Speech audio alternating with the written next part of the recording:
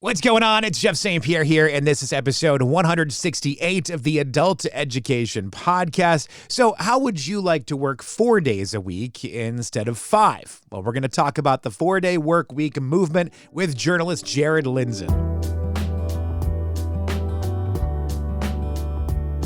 I know there are a lot of different types of jobs out there, but the standard for work in America is 5 days a week and 40 hours. Wouldn't it be nice to get some of that time back? Burnout right now is at an all-time high, and people are just stressed out more than they've ever been. The weekend comes along, and we got to spend most of that time doing other types of work just to keep up with life. Let's take a day back and discuss the 4-day work week. Now, this concept has been around for decades. In fact, political leaders as far back as Richard Nixon even endorsed the idea of the 4-day work week, but it hasn't really caught on. There have been a lot of efforts in the last few years in particular, and research studies. In nearly every single trial, companies testing out the 4-day work week have found huge success with it, not only for their bottom line, but their employees loved it too. And nearly all companies involved have continued to stick with the 4-day plan. So let's talk about this. I'm a huge fan of the idea, personally. If we're being totally honest with ourselves, how many of us actually do 8 hours of work a day? You know you spend a good portion of it daydreaming, walking around the office, or scrolling on social media. What if you were motivated to get your work done in 4 days instead? You'd probably figure it out pretty quick in order to have that extra day. Now, Jared Lindzon is a journalist covering aspects of the work world. He teamed up with Joe O'Connor to write the upcoming book, Do More in 4, Why It's Time for a Shorter Work Week. Now, this book comes out on January 13th, but I wanted to get this conversation out now. Let's start a work movement, right? Now, before I share the conversation with you, I do want to give you a little bit of a backstory. Jared and I had to reschedule our conversation due to some illness and struggles with his new baby. So that's kind of where this chat picks up. Hey, Jared, how are you? I'm good, thanks. How are you? I'm doing good. How's dad life treating you today? Woo, better today. Thanks for bearing with me and adjusting the schedule accordingly. Oh my gosh, of course. How old's your little one? 7 months as of yesterday. First? First. Oh boy, what a journey. Oh, yes, indeed it is. And every day is a new adventure. And it will continue to be that way. Mine's about to turn 5, our only one. And she was never good at sleeping through the night. So when I got that email saying that you guys have been up, I'm like, I get it. We're good. We can move on. I appreciate, you know what? It's deceptive because there's like stretches of just solid 7-8 hours, and then all of a sudden we're up from 1 to 4 for no reason. So all three of us. So yeah, it's totally unpredictable. Not great while I'm promoting a book, but we're surviving.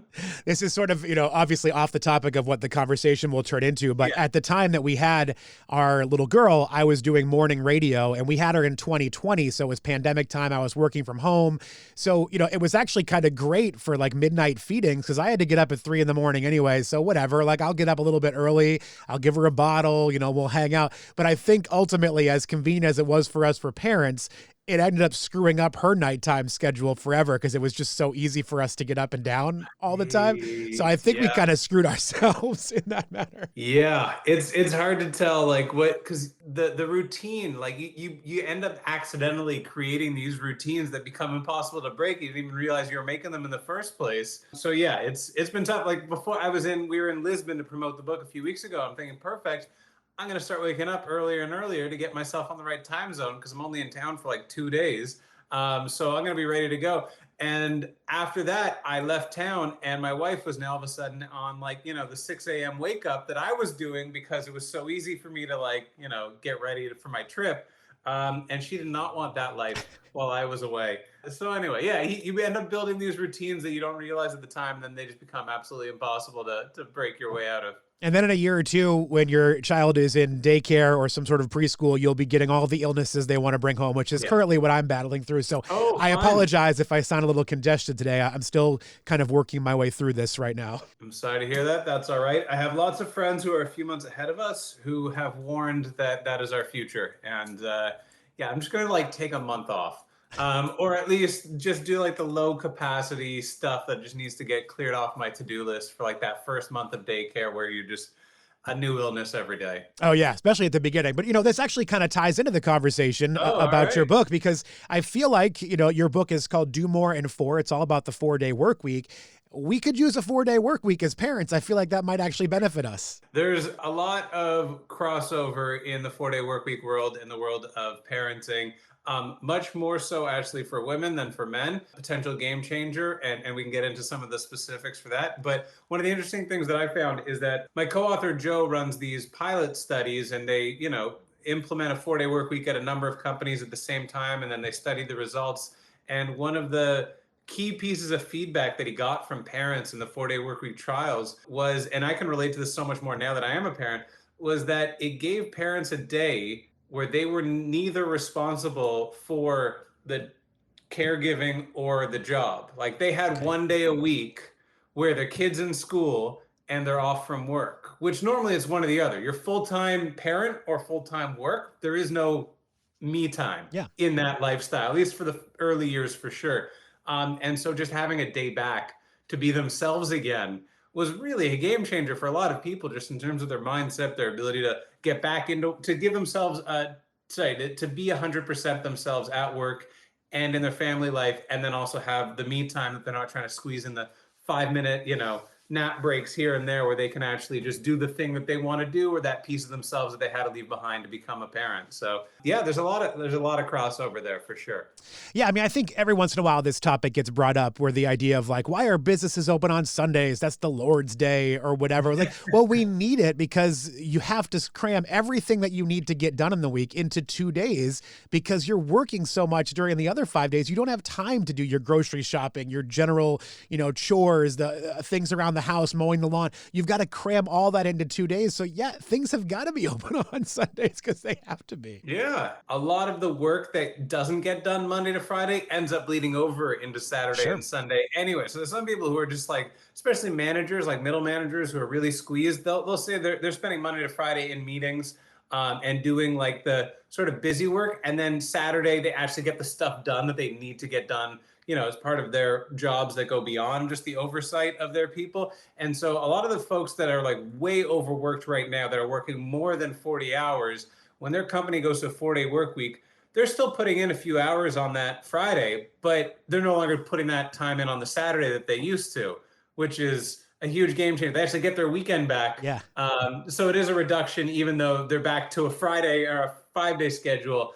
They never were on that originally. And the other thing, you mentioned the Lord's Day. I just wanted to mention that part of the reason why we got a 5-day work week in the beginning, 100 years ago, almost exactly when it became standard, was because after the Industrial Revolution, work was 100 hours a week. There was like 8 hours off at night for sleeping, maybe less than that. And that was it. No weekends, no sick leave. You showed up, you got paid until you left, and that was it. And it was intense lobbying for a really long time by a group of Americans that call themselves the Sabbatarians, who really believed in the, I forget what number it is, I'm going to get it wrong, 7th commandment, whatever commandment it is, that is observe the Sabbath. They really pushed that they needed people to be off on Sundays to observe the Lord's Day. And that's how Sunday became a day off, and how we got a 6-day work week. And then Jewish workers were instead given Saturdays because that's their Sabbath. And as a result, the Sabbatarians didn't want anybody working on Sunday, whether they were Jewish or not. So they ended up settling on having Saturday and Sunday off for both major religions in the, this period of American history. And that is how we got the 5-day work week. That's why we work from Monday to Friday. It's why a lot of Middle Eastern countries that don't celebrate the Judeo-Christian Sabbath actually work. I think their weekend starts on Thursday and ends on Saturday.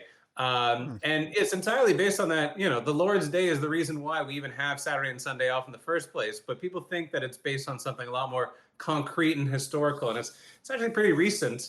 Not really based on anything more than just an observant. I can't get this word. Observant of the holiday. I totally understand. We're going to talk more about the studies that have been going on, but I want to get back. I want to stay in this like sort of historical context of the work week and the 4-day work week for a second. I find it interesting, and maybe in the research that you did for this book, whenever you talk to someone about work, it kind of feels like you're talking about religion. Like some people get really fired up about work. And I always think, like, I think back to this, like I worked in broadcast radio for a long time, and every year it was a silly conversation, but it was fun. The day after the Super Bowl here in America, it was like, should the day after the Super Bowl be a national holiday? And like, If someone's going to give me a day off, yeah, I'm going to take it. Of course. Do I think we need a day off after a football game? Probably not, but I'll take a day off. People get so militant about it, and they think like having a day off, it's the spread of laziness. Why are we so connected to work in this way? Why has work almost become a religion to people? Well, I think you're actually asking a couple of different Okay. questions there. So I'm going to break them up into a couple of things. So first of all, there has been a lot of research, and I've actually done some writing about it outside of the book in publications like Fast Company and elsewhere, that as religious participation declines, the proportion of people who say that they get their identity and meaning and community from their work increases almost in exact proportion. So there has been this long-standing replacement of, this is the place where I go to be with my community, to have meaning, to have structure, to have a lot of the things religion used to give us historically, we now get from work. Whether or not that's healthy, we can debate. A lot of people would probably say no, but we've sort of replaced this innate human need that we have for some of those things like meaning and community from the sort of historical institutions to our work, which is just a trend that's been going on for a long time.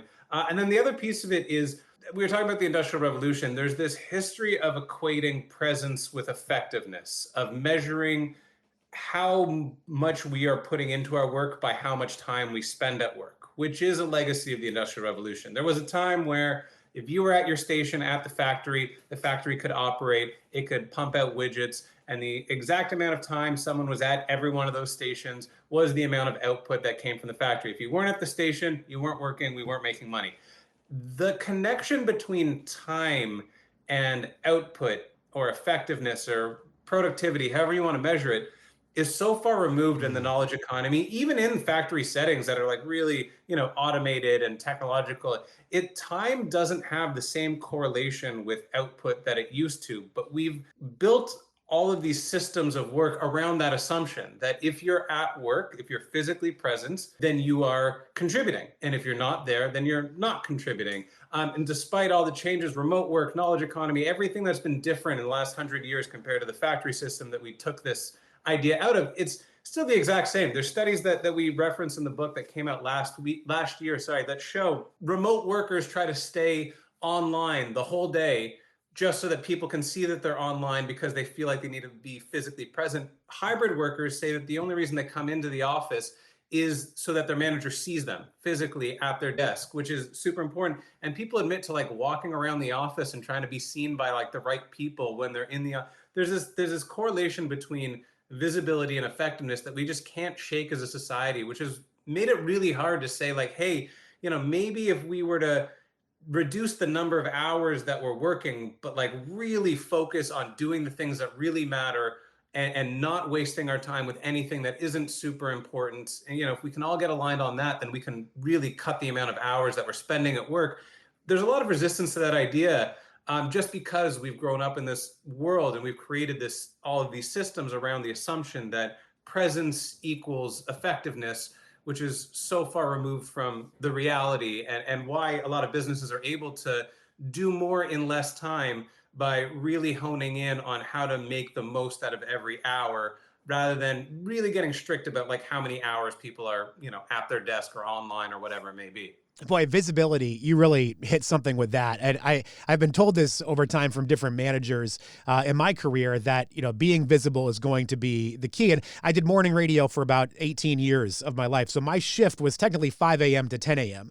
And, there wasn't really much for me to do after 10 a.m. So I would kind of take off, go spend time with my family or go to other meetings, gym, whatever.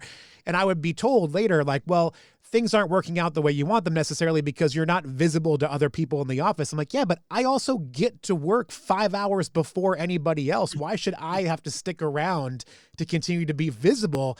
I've already done my thing. Like, visibility to management is such a fascinating concept. Like I've never really been able to put it all together in my head as of why it makes sense to me, but it does. People really buy into it. And there's a lot of studies that show that like so much of our time at work is spent being seen working. Yes. It's called performative busyness. There's research on it, and academic performative business. Write that one down, because we see it everywhere, and it comes up in such strange places that you wouldn't expect. We actually, In the book, we reference Seinfeld, Mhm. might be familiar. There's a famous episode. George locks his keys in his car in the parking lot at Yankee Stadium where he works. And so his manager comes in first thing in the morning, sees his car in the parking lot, assumes George is already at work, and is really proud of him for putting in the extra effort. His CEO tends to work really late at night. And as he's leaving every night, he sees George's car in his spot in the parking lot. So George is actually on vacation, an unapproved vacation, and his bosses are talking about the promotion that they want to give him because of his dedication. For the longest time, there's this gap between like being seen as working and actually getting things done in a way that matters to the business. And once you kind of start shaking that up and realizing that, we don't need this many people in this many meetings. We don't need our meetings to be this long. We don't need this many people checking each other's work to make sure that it was done effectively and on time. Then you can really cut down on the amount of hours people spend at work without actually changing the output and the performance of the business. Oh, absolutely. I think about the book too. You talk about the history of work, not just, from factories, but you go way back in it. And largely the way work was, hundreds of years ago was you had a task, whether you were in, hunter gatherers or whatever, you had a task, you had to accomplish that task, and how long it took you to accomplish that task was the amount of time that you worked, essentially. Mhm. And I've had a couple managers in my time that have kind of had similar mindsets where it's like, here's what you have to get done.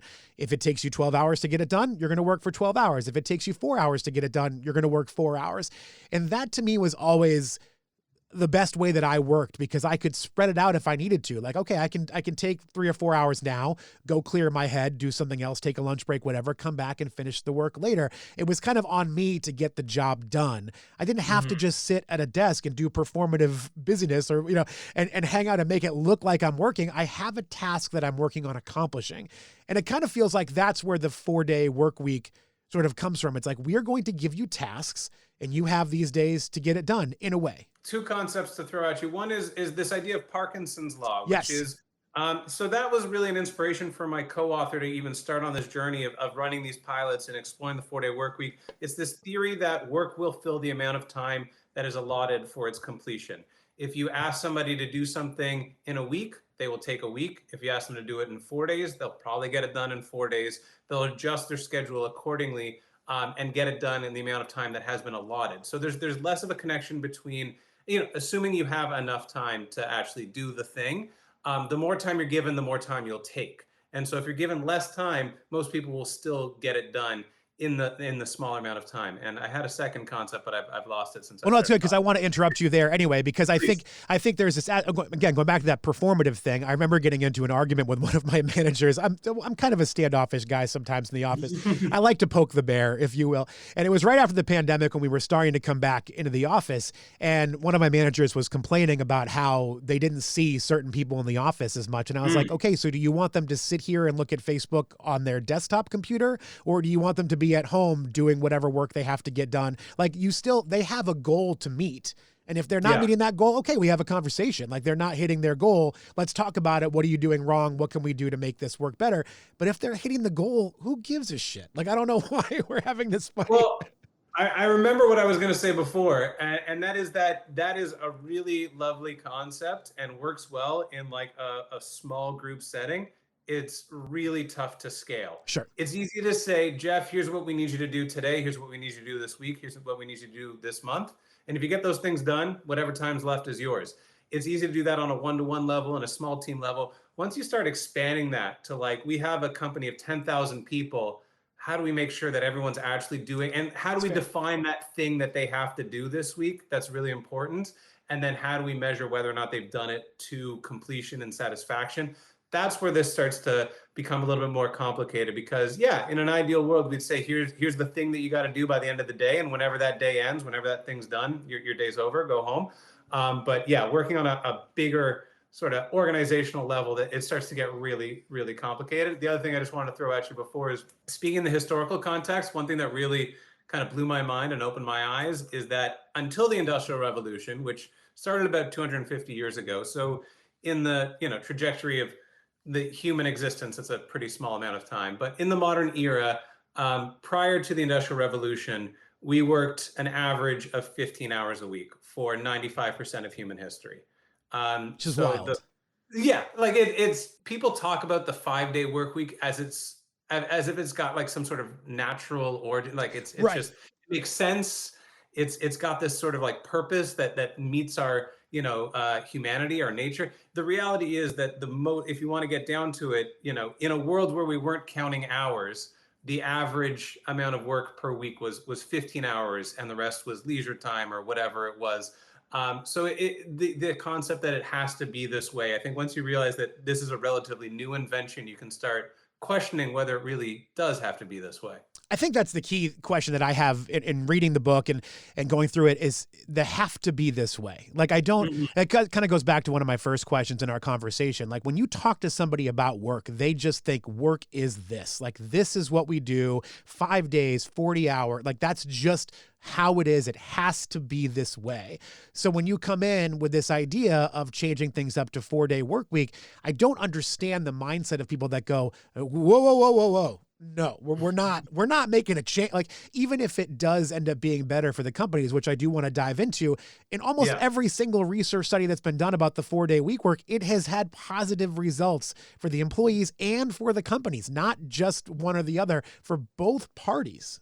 Yes, it comes back to like a certain amount of like competitiveness Sure. and also a certain amount of pride. Like we take pride in how much we work, and there is a lot of we were talking about before about how work has replaced religion. There is a certain amount of pride in the dedication that you show.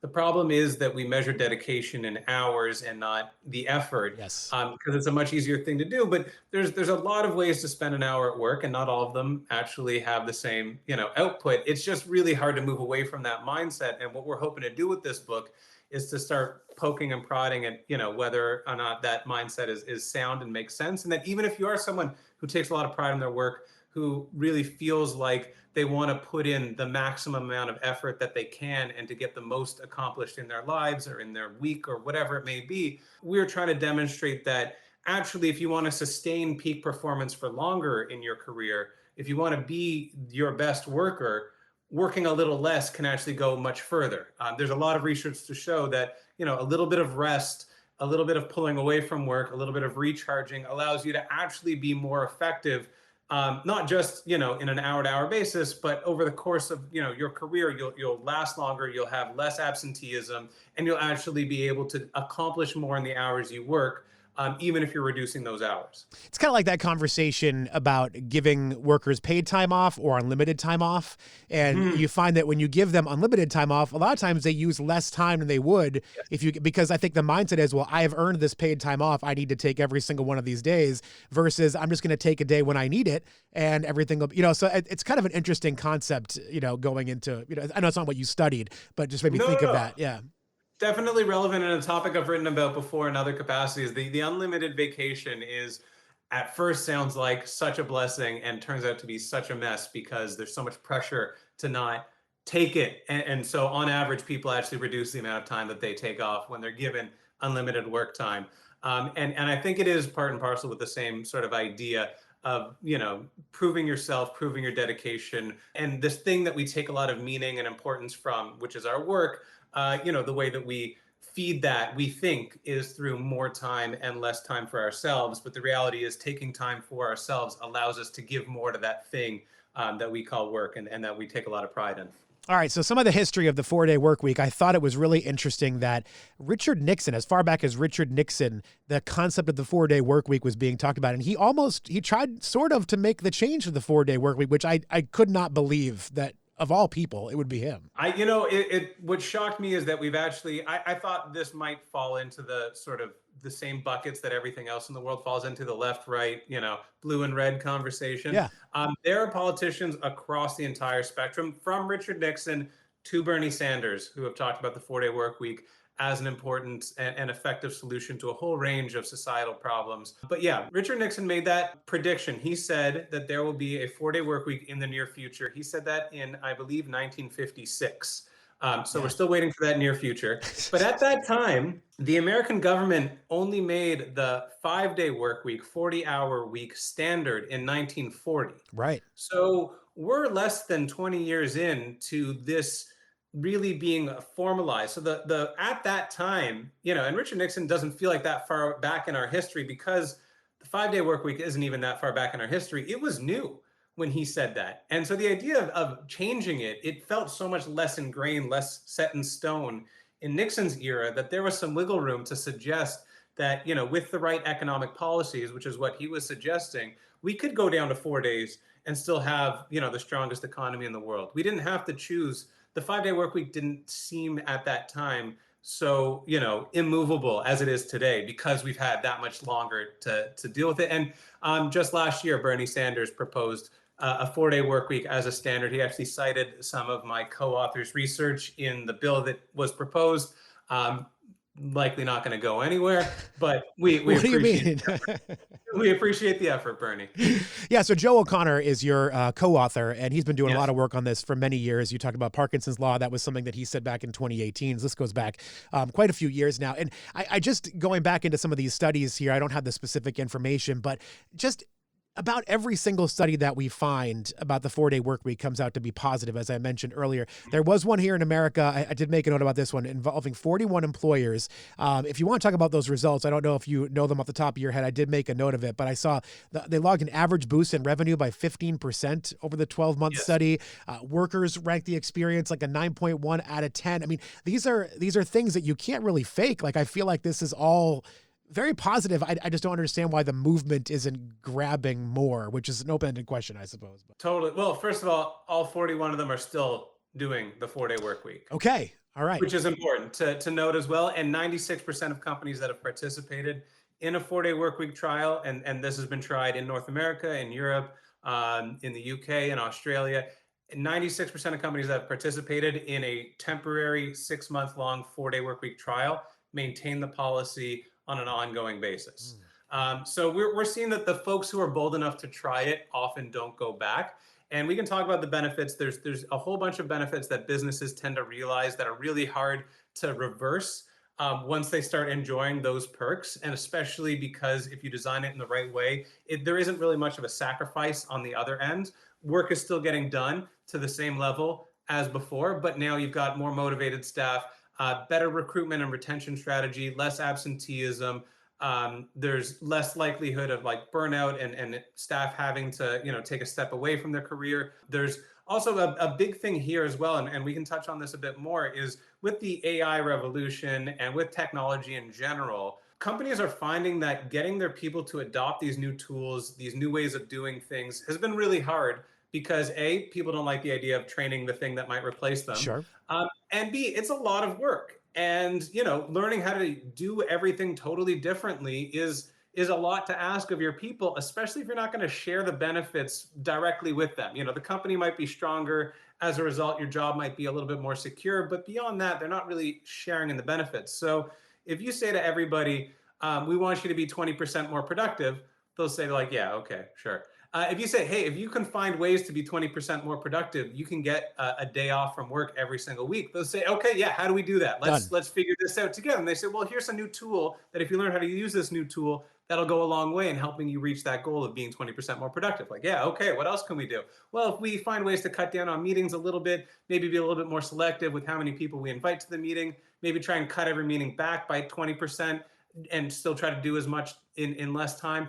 Maybe we can find more wiggle room, and we can get to that 20% if we, have the motivation and the goal. So anyway, that is all to say companies that do this are finding a lot of benefits, and so much so that going back on it, reversing it, is actually more difficult than maintaining it, because they're now accustomed to, the better retention, the lower absenteeism, and the motivation to keep innovating as an organization. So yeah, you mentioned benefits, and we started talking about that here. And you mentioned early in the conversation the benefits of women versus men. And I did want to dive back into that, because I do think that's really interesting how the genders can be benefited in different ways with the 4-day work week. Yeah, well, I'll start by saying everybody wants a 4-day work week, men and women. But historically speaking, so there's a few different ways in which this makes life a lot easier for women in particular, but especially working mothers.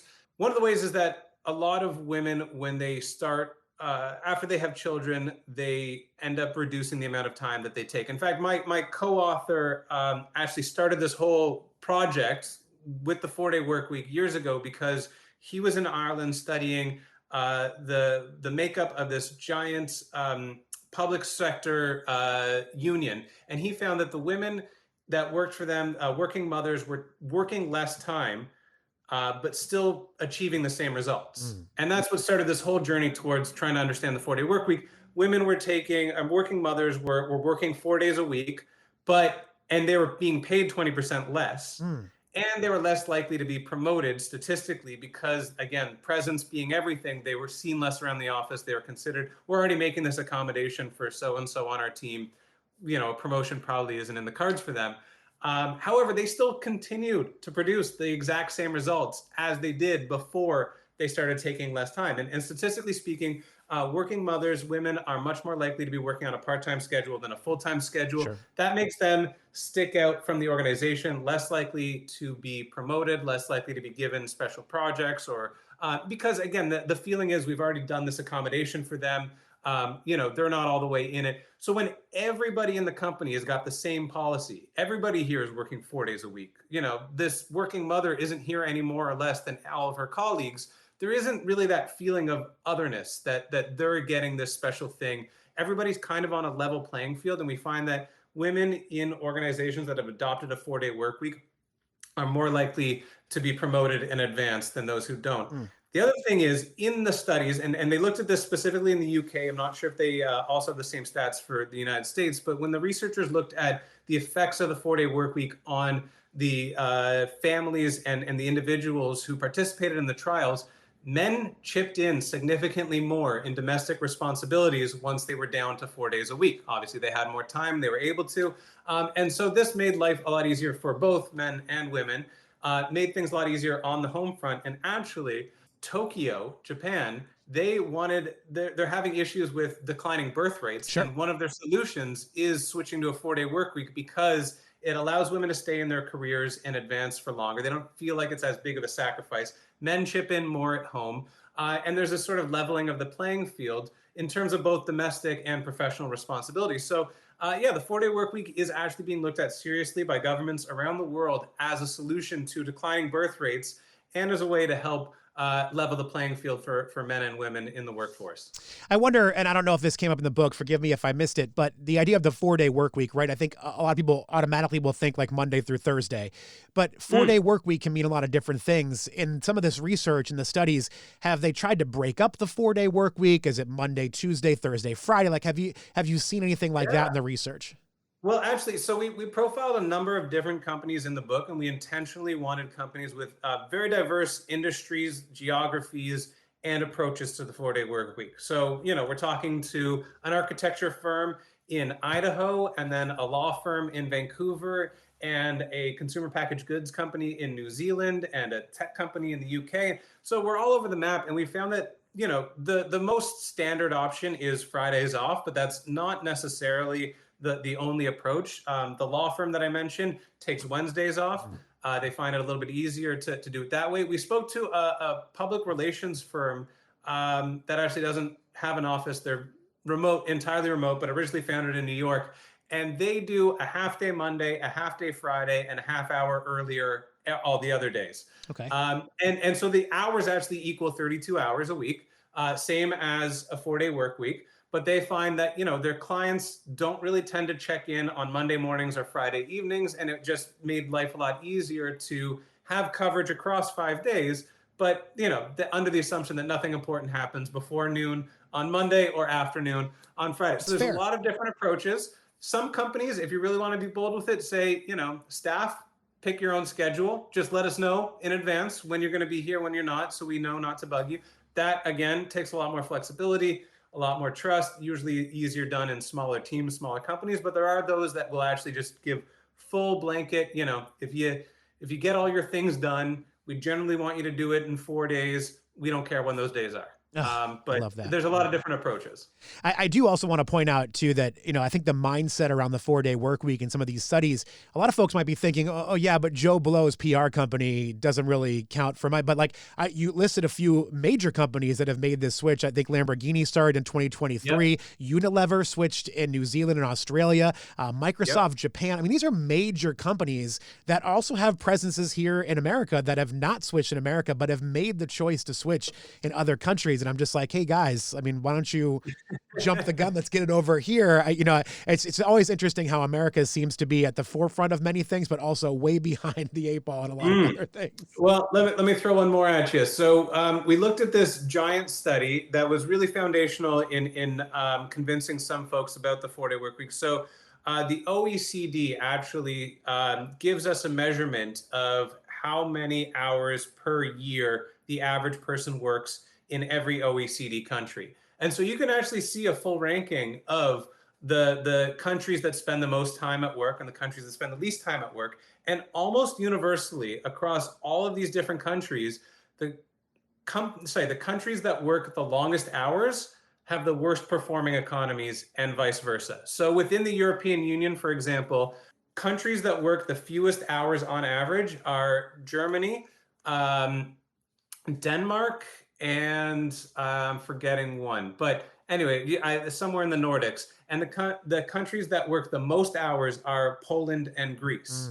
And those are the countries that are having the most struggling economies, the lowest GDP per capita. There's actually a negative correlation between the countries that work the longest hours tend to have the weakest economies and vice versa. The only outlier on the planet Earth, or at least within the OECD, can you guess?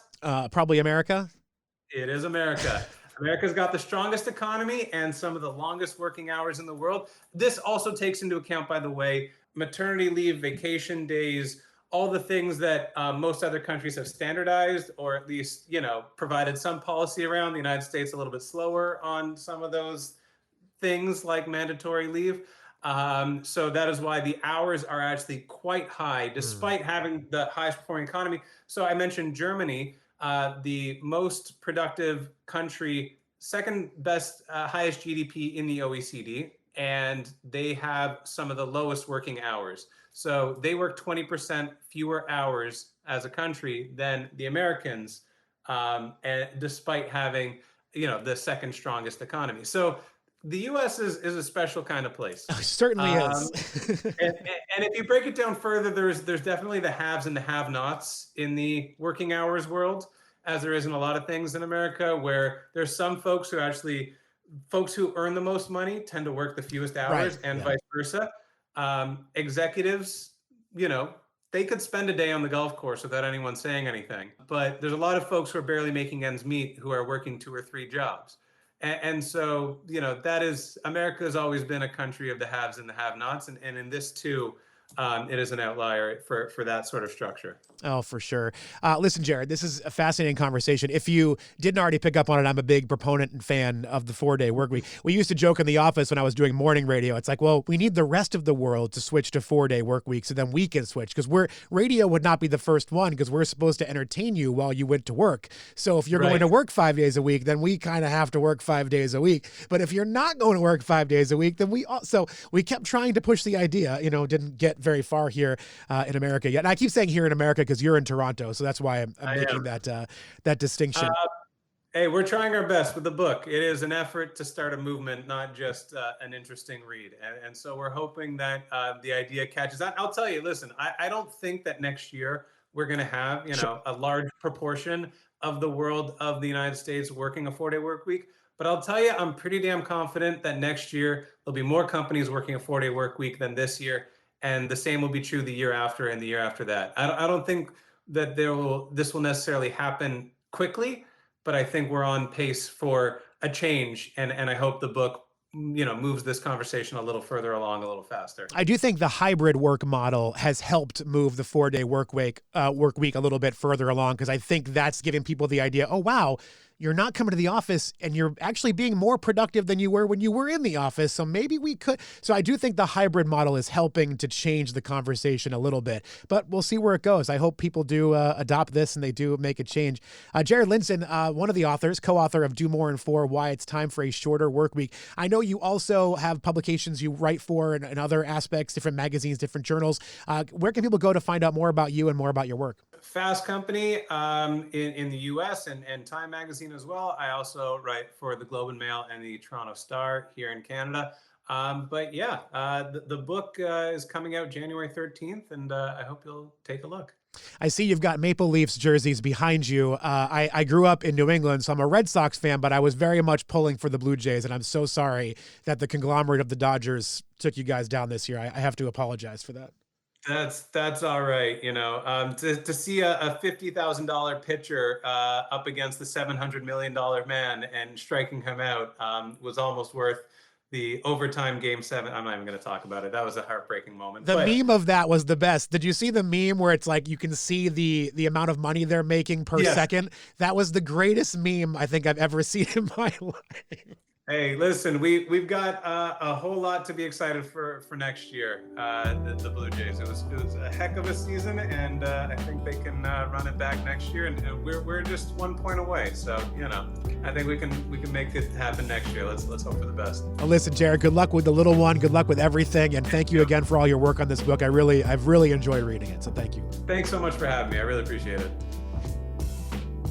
Big thanks to Jared Lindzon for his time today. The book, Do More in 4, Why It's Time for a Shorter Work Week, is released from Harvard Business Review Press on January 13th. And thank you to all of you for listening to this episode of the Adult Education Podcast. I think I've got one last episode for you before the end of the year. Until then, be well.